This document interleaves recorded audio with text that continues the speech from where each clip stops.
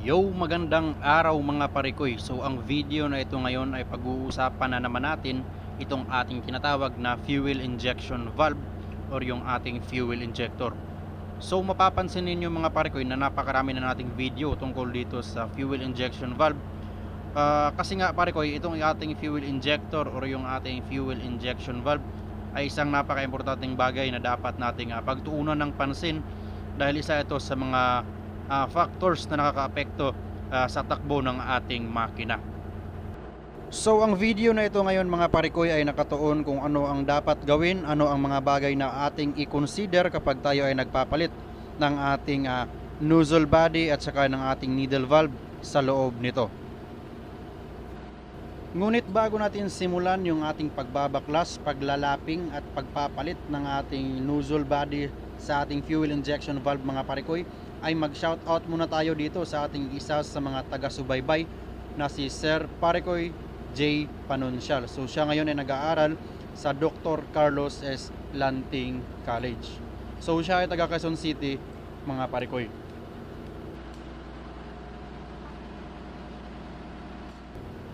So ayan na nga mga parikoy, hindi na natin to patagalin pa at sisimulan natin baklasin itong ating fuel injection valve. So ngayon mga parikoy, tatanggalin natin itong ating return line ng ating fuel injection valve. So pag nagtatanggal tayo dito mga parikoy, iwasan nating kumapit yung ating biyabe dito sa may dulong bahagi ng ating return line. Kasi nga mga parikoy, baka mapuwersa natin ng masyado dito sa ating pinakadulo at posibleng mabali yung nakakabit dito para sa ating return line. So ayan mga parikoy, napakaliit lang ng ating kinakabitan ng return line. So dapat nating puwersahin sa pinakapuno ng ating dito sa ating return mga parikoy. So since babaklasin natin ng buo yung ating fuel injection valve mga parikoy, ay magsisimula tayo dito sa ating itaas na bahagi at luluwagan natin muna mga parikoy itong ating adjusting screw para sa ating pressure ng ating fuel injection valve. So ginagawa natin ito mga parikoy, ang pagluluwag ng ating adjusting screw para yung spring mga parikoy na nakatulak doon sa ating needle valve sa ating nozzle body ay ma-relieve natin yung kanyang pressure. So ibig sabihin yung tulak ng spring ay mawawalan siya ng pressure since luluwagan natin ng tuluyan itong ating adjusting screw.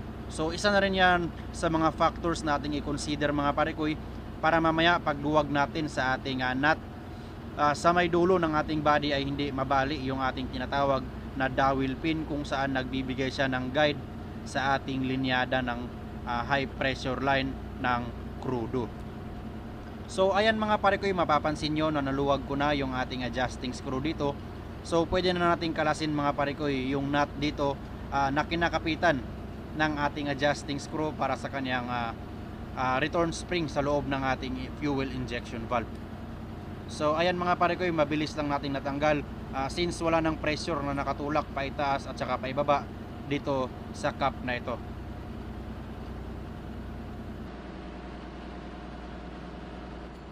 At ayan mga parikoy, since naluwag na yung ating adjusting screw dito at saka yung kanyang cap, ay tatanggalin na natin ito mga parikoy at atin lang munang ilalagay sa isang lalagyanan para hindi tayo magkawalaan mamaya sa ating pagbabalik dito at malaman din natin kung ano nga ba yung mga bagay na atin ang nalinis.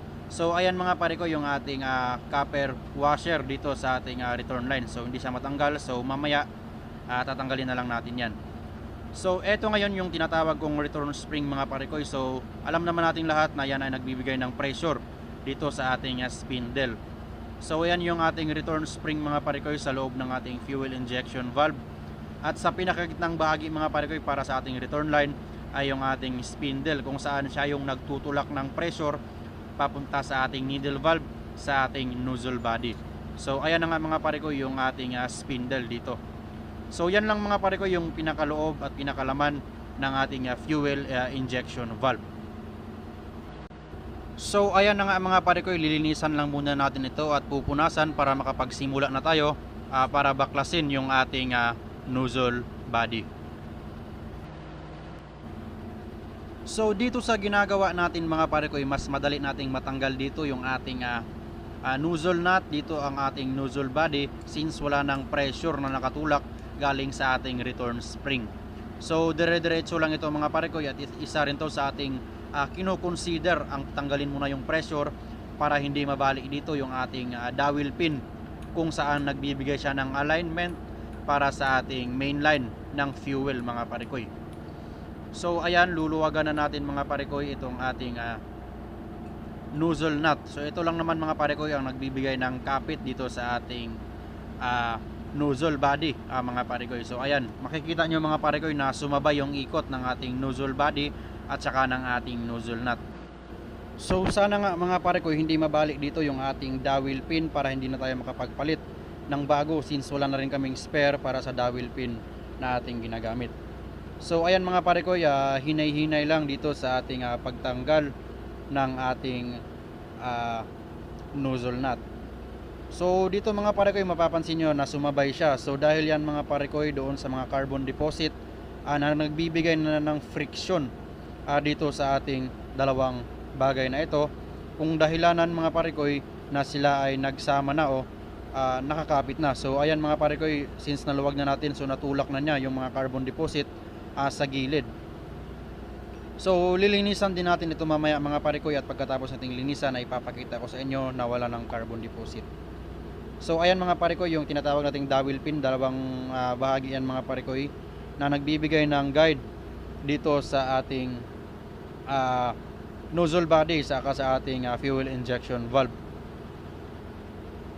So mapapansin niyo mga parekoy na napakadumi, napakaraming carbon deposit. So ngayon ay lilinisan natin yan, at kailangan natin itong ilaping mga parekoy para makasigurado tayo na walang mga carbon deposit na nakapasok dito sa loob at saka sa labas mamaya mga parekoy, pag atin na itong ikinabit ulit yung ating nozzle sa ating body mga parekoy. So ayan yung ating needle valve ng ating nozzle. So dyan lang muna mga parekoy, babalikan lang natin yung ating nozzle body mamaya, at ngayon ay isi-secure muna natin itong ating dowel pin, since maliit na bagay lang ito mga parekoy, baka ito ay matapon pa at mahirapan tayong maghanap ng ating dowel pin mamaya. So ayan mga parekoy, napakaliit lang nito, at siya lang naman yung nagbibigay ng guide dito sa ating nozzle body mga parekoy, dito sa ating fuel injection valve. So ayan mga parekoy, baklas na lahat ng bahagi ng ating fuel injection valve, maliban na lang dito sa ating main line ng high pressure na fuel line. So ayan mga parekoy, hindi natin na kailangang tanggalin yan, kasi nga wala naman tayong masyadong ginagawang paglilinis sa bagay na yan. So mamaya ay bubugahan na lang natin yan ng hangin mga parekoy. So dito na tayo mga parekoy sa ating nozzle nut at saka sa ating nozzle body, kung saan nagkaroon na ng friction at nagkaroon na ng kapit mga parekoy, kung saan hindi na siya kayang lumuwag na hindi natin kailangang itulak. So gagawin natin ngayon mga parekoy ay bibigyan natin siya ng kaunting tulak para bumigay siya mga parekoy at humiwalay siya dito sa ating nozzle nut. So ayan, kunting tulak lang mga parekoy para maiwasan natin yung pagkasira dito sa ating nozzle tip. So ayan mga parekoy, kaunting pressure lang nung binibigay natin, kaunting force lang yung binabagsak natin dito mga parekoy, para hindi natin masira o madisturbo yung kanyang mga butas. So iniiwasan din natin yung pagpukpok mga parekoy malapit sa automation area or yung mga butas na nagbibigay ng automation, para hindi yon madisturbo. So ayan mga parekoy, mapapansin nyo na sa gilid ng ating nozzle body ay napakaraming carbon. So mamaya mga parekoy, lilihain natin yan ng bahagya lang mga parekoy, para hindi natin masira yung kanyang karakteristik sa gilid. So dito mga parekoy, malaking paglilinis ang gagawin natin dito, since napakarami ng carbon deposit.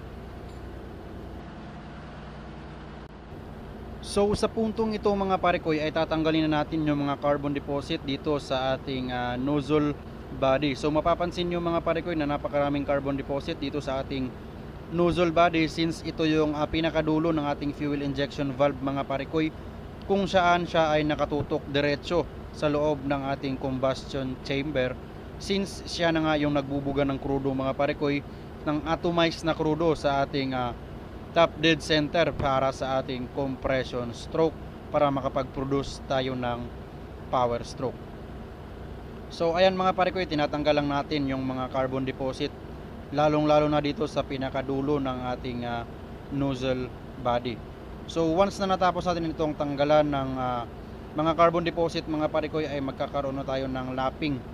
Next na gagawin natin is yung lapping, kung saan ginagawa natin mga pare ko ay nililinisan naman natin yung pinakaloob mismo dito ng ating fuel injection valve na kanyang nozzle. So mamaya mga pare ko, pagkatapos nating tanggalin itong ating mga carbon deposit sa labas na bahagi, ay lilinisan naman natin yung pinakaloob na bahagi nito, kasama na rin mga pare ko yung ating needle valve, kung saan siya na rin yung bagay na magtutulong sa atin para linisin yung ating loob ng ating nozzle body, para mabigyan natin mamaya mga pare ko ng tamang automation yung ating barbula na ito.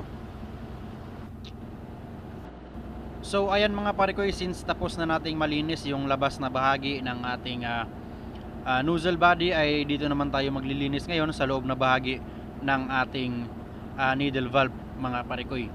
So dito mga pare ko, kailangan nating gawin dito is magkakaroon tayo ng grinding sa loob na bahagi ng ating nozzle mga pare ko, para mailabas natin or mahugasan natin ng maayos yung ating needle valve, para magkaroon siya ng lapping or tamang setting doon sa ating automation mga pare ko.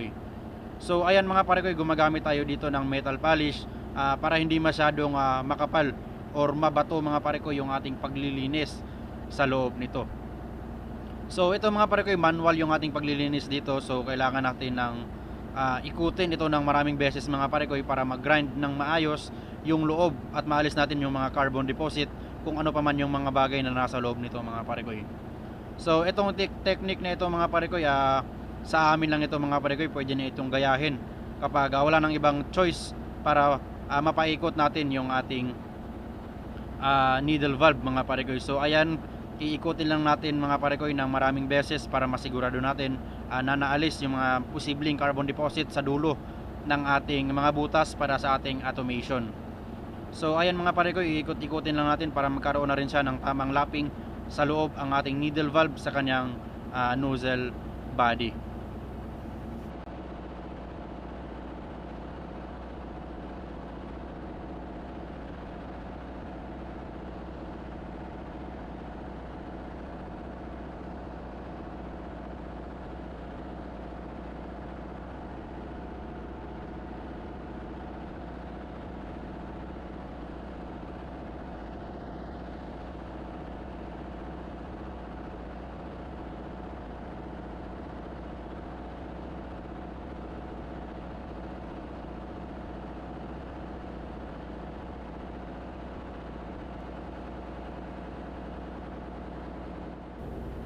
So ayan mga pare ko, tapos na natin i-grind yung ating needle valve sa ating nozzle body. So ibabad lang muna natin mga pare ko sa malinis na krudo, at huhugasan naman natin ito mamaya mga pare ko. So dito mga pare ko, mapapansin nyo na lumabas ng mga mapuputing bagay. So yan na yung ating metal polish mga pare ko. Magandang indikasyon yan na nagkaroon na tayo ng malinis na butas na para pagdaanan mamaya mga pare ko ng ating atomized fuel. At sa puntong ito naman mga pare ko, ay magsisimula na tayong maglapping dito sa ating fuel injection valve body at saka ng ating nozzle body. So ginagawa natin ang ating paglalapping mga pare ko para mas sigurado natin na malinis yung ating pagkakalap dito, at magkakaroon ng tamang pag-upo yung ating nozzle body sa ating fuel injector body mga pare ko. So kapag ito ay hindi nagkaroon ng tamang lapping mga pare ko, ay magkakaroon ng isturbo dito sa ating pagbibigay ng atomized fuel ng ating injector. So ang mangyayari mga pare ko, pag ito ay hindi nalapping ng maayos, hindi siya nakaupo ng maayos mga pare ko, ay yung buga ng krudo natin ay magkakaroon na ng hindi pantay, maaaring may sirit yung ibang butas mga pare ko, at pinaka worst dyan mga pare ko ay hindi siya magbibigay ng atomized na buga sa ating fuel injector. So ganun din yung ating gagawin mga pare ko, gagamit ulit tayo dito ng ating metal polish para mag-grind naman natin mga pare ko, or malap natin ng maayos yung dalawang mukha ng bagay na ito mga pare ko. So ayan mga pare ko, nilalagyan natin ng metal polish sa magkabilang bahagi at ipapaupo natin sa mga pare ko sa kanyang pwesto. So ayan, dito mga pare ko, ikaskas natin ito sa parang letrang 8. So para yan mga pare ko ay madaanan natin lahat ng bahagi ng ating mukha ng dalawang bagay na ito mga pare ko upang magkaroon tayo ng tamang pag-upo ng ang ating nozzle body sa ating fuel injector. So ayan mga pare ko, alalay lang din, wag nating masyadong puwersahin. Ang importante lang mga pare ko is maalis natin yung mga bagay na maaring nakausli at maaring makadisturbo sa pag-upo ng ating nozzle body mga pare ko.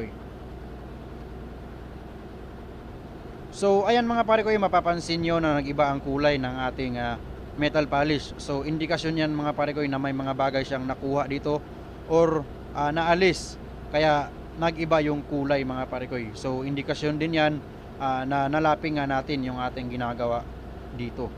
So yan mga pare ko, yung isang mga factors na ating i-consider kapag nagkabit tayo ng ating nozzle body sa ating fuel injector or yung ating fuel injection valve.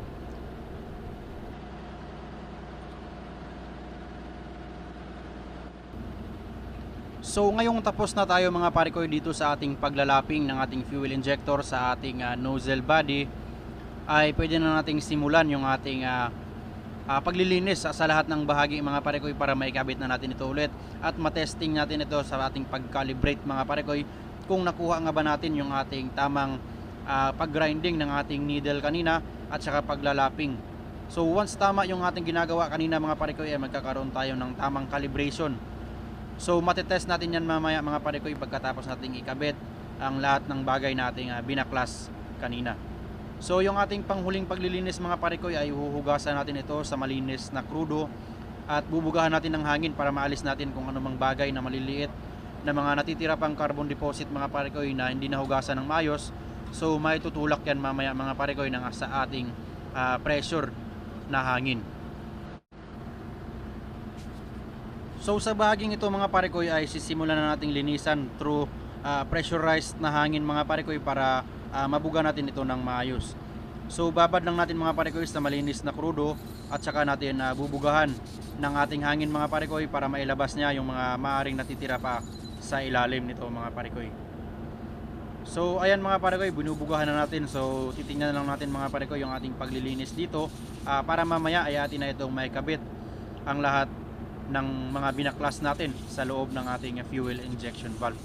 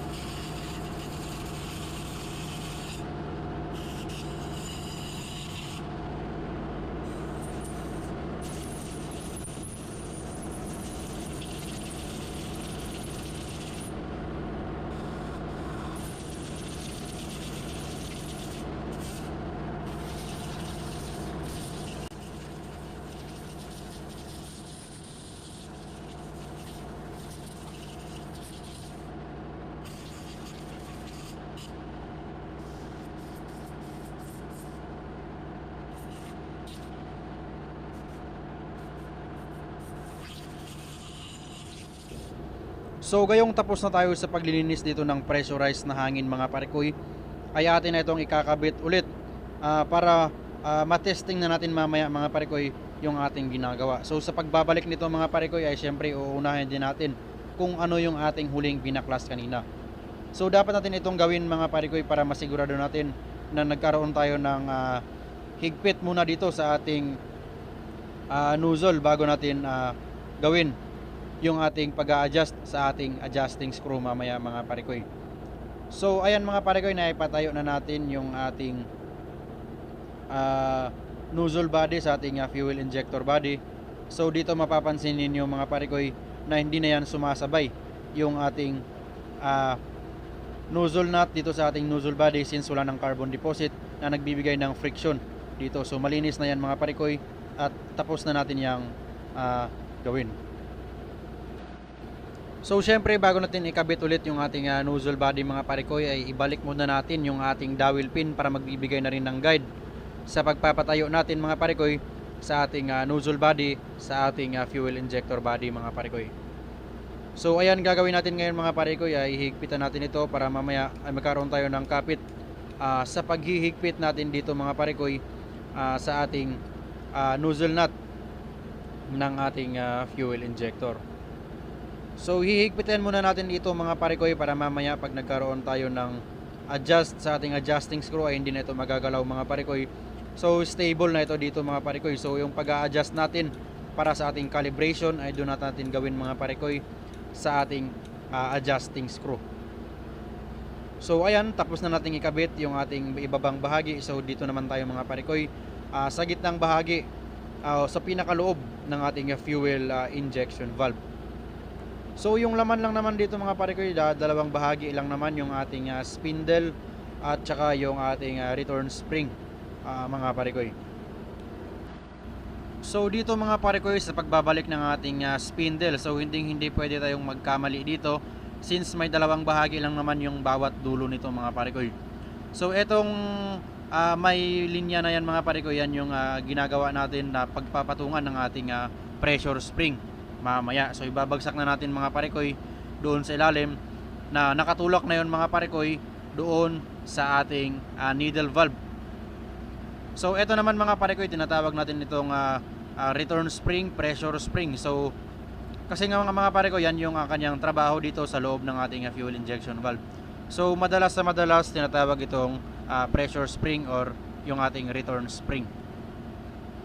So eto na nga mga parikoy yung ating adjusting screw kung saan dito tayo nag-a-adjust ng ating calibration ng ating fuel injection valve.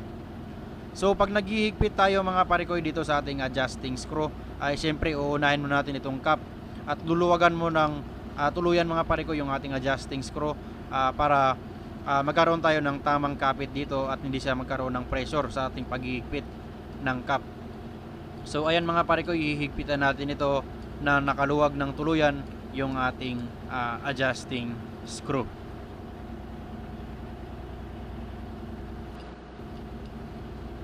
So once na tapos na nating higpitan yung lahat ng bahagi dito mga parikoy, maliban na lang sa ating adjusting screw, ay pwede na nating i-testing sa ating calibration yung ating fuel injection valve. So ikakabit natin yung ating fuel injector or yung ating fuel injection valve dito sa ating calibration tester. So dito natin malalaman mga parikoy, dito tayo magte-test or maglalagay ng pressure sa loob ng ating needle valve kung gaano nga ba yung bukas o gaano kabilis yung kanyang bukas or kahigpit yung kanyang bukas ng ating needle doon sa ating nozzle body.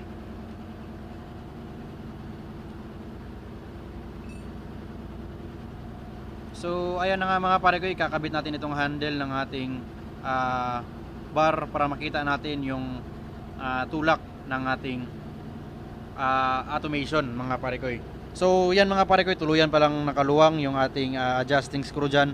So ipapakita ko lang sa inyo mga parikoy yung buga ng ating krudo. So ayan, mapapansin ninyo mga parikoy na parang tubig or tulo lang yung ating binubuga dito kasi nga wala pa tayong nilalagay na pressure sa ating mga automation na butas mga parikoy. So ayan, mapapansin nyo naman na parang tubig yung binubuga natin dito So once na nag-calibrate tayo mga pare ko, mag-set tayo kung ilang bars yung ating nilalagay sa ating automation. So papakita ko lang sa ulit mga pare ko na ganyan yung mangyayari kapag wala pang pressure na nilalagay natin sa ating fuel injector. So dito mga pare ko, hihigpitan natin ng konti at ipapakita ko ulit sa inyo na magbabago yung ating buga or yung ating bigay ng krudo kapag nag-adjust tayo sa ating adjusting screw. So kanina mga pare ko, wala yung pressure. So ngayon nagbigay tayo ng counting pressure. Makikita nyo na nagkaroon na ng medyo automation dito mga pare ko. So ayan, ipapakita ko sa inyo na yung kanyang automation is hanggang 140. So kailangan nating sundin mga pare ko yung ating sa manufacturer's manual kung saan nilalagay mga pare ko hanggang sa 260 bars. So alalay lang ulit mga pare ko, ihigpitan natin yung ating adjusting screw dito hanggang sa makuha natin yung tamang calibration ng ating fuel injection valve. So ayun mga pare ko, na sobrahan naman tayo sa higpit. So papakita ko ulit sa inyo yung ating 200 plus na calibration. So ayan, isang pitik lang mga pare ko, makikita nyo na sobrang lakas ng ating atomized fuel dito. So magandang indikasyon yan mga pare ko para sa ating combustion. So ayan, umabot siya ng almost so 300 mga pare ko. So magbabawas tayo dito ng ating calibration since sumobra nga. So magbabawas tayo mga pare ko, luluwagan lang natin ng konti para mabawasan yung ating pressure. Since 260 yung ating habol mga pare ko, ay titingnan natin sa bawat pitik kung nasa 260 ba. So ngayon ay nagkulang naman mga pare ko, so hihigpitan natin ng kaunti. So ayan mga pare ko, medyo malapit na tayong makuha yung ating calibration.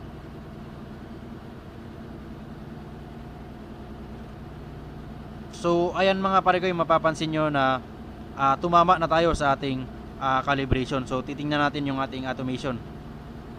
So ayan mga pare ko, makikita nyo naman na sa bawat pitik ko ng pagbibigay ng pressure ay mapapansin nyo mga pare ko na napakalakas ng kanyang pressure ng atomized fuel na kanyang binibigay para sa loob ng ating combustion chamber para makuha niya kaagad mga pare ko yung ating pagsabog dahil sa mainit na compressed air at pagbuga ng atomized fuel ay magkakaroon kaagad ng ating combustion. So ganyan mga pare ko yung purpose kung bakit tayo nagkaroon ng calibration sa ating fuel injection valve. So gayong tapos na tayo sa pagkuha ng calibration mga pare ko, so kailangan na nating higpitan or ibalik na natin mga pare ko itong ating return line para hindi na rin magalaw yung ating adjusting screw dito. So pag ihigpit dito mga pare ko ay ganun pa rin, dun pa rin tayo hahawak sa may punong bahagi ng ating adjusting screw para hindi mabali yung screw dito mga pare ko. So maraming beses na kaming nabalian dito mga pare ko dahil nga may mga bago pa rin na nagkakamali pa rin mga pare ko. So kailangan talagang matutunan ang technique nito mga pare ko para maiwasan natin yung pagkasira ng ating return or yung ating adjusting screw. So ayan mga pare ko, tapos na tayo dito sa ating pagkakalibrate, paglinis, pagpapalit ng ating nozzle body, paglalapping, pagkakaroon ng grinding. So eto na mga pare ko, ready na ito mga pare ko para sa ating spare kung sakali mang tayo ay magpapalit ng ating fuel injection valve. So para ma-preserve natin mga pare ko, maiwasan natin na pasukin ng mga dumi yung ating bagong calibrate, bagong linis nating fuel injection valve, ay kailangan natin itong punasan, kailangan natin itong linisan mga pare ko, at mamaya ay ibabalot natin ito sa isang cellophane para hindi ito pasukin ng mga posibleng maliliit na bagay mga pare ko na maaaring magbara nga doon sa ating mga atomized na butas. So kailangan natin itong pangalagaan para mga susunod mga pare ko pag tayo man ay nagpalit ng ating fuel injection valve ay diretso na ito at wala na tayong ikaba na maaaring itong napasukan ng mga alikabok or mga bagay na posibleng makabara. So ginagawa namin dito mga pare ko, pagkatapos nating mag-calibrate para ready nito sa ating spare, ay kailangan natin itong i-preserve para maiwasan yung mga pagpasok ng mga maliliit na bagay. So ayan mga pare ko, tatakpan natin yung pinakataas na bahagi, yung ating high pressure main line ng fuel line, at saka dito na rin sa ating nozzle mga parikoy, sa ating nozzle tip, para na rin hindi magkaroon ng maruruming bagay na maaaring ikabara din sa mga butas ng ating atomized fuel. So hanggang dito na lang ako mga parikoy, naway marami kayong natutunan sa video natin ngayon, at syempre huwag niyong kalimutang mag-comment doon sa ating comment section sa video na ito para sa ibang bagay pa na dapat nating pag-usapan.